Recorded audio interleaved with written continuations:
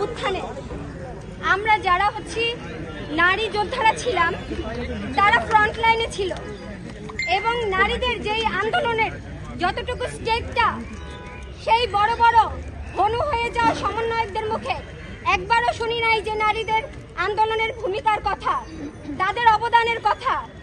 কিন্তু তারা এখন শুধুমাত্র দল গোছানো কেন্দ্রিক কাজ করা ছাড়া এবং চুপ করে থাকা ছাড়া আর কিছু করে না।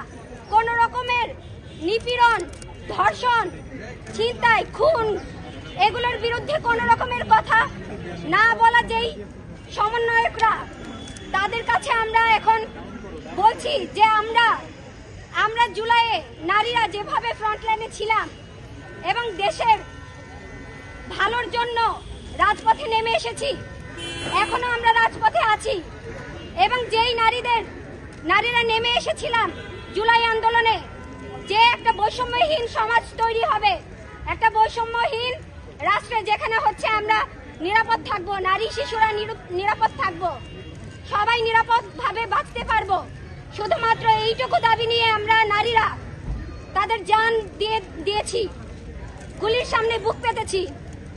অথচ জুলাই অভ্যুত্থানের ঠিক পরবর্তী সময়ে রাজনৈতিক টুল হিসেবে নারীদেরকে বিভিন্নভাবে নিপীড়নের শিকার হতে হচ্ছে।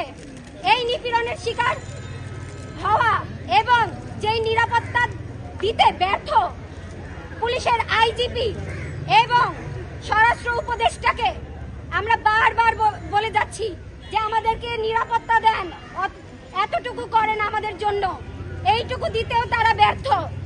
এবং এই স্বরাষ্ট্র উপদেষ্টা একদম দায় সারা ভাবে সাধারণ জনগণ যেভাবে মব উস্কানোর মতো কথা বলে, এবং এই স্বরাষ্ট্র উপদেষ্টার মুখেও আমরা এই লালমাটিয়ায় ঘটা যে ঘটনাটার কারণে আমরা আবার আন্দোলনে নেমেছি, তখন তিনি বলেন যে এটা তো সবার জন্যই সমান।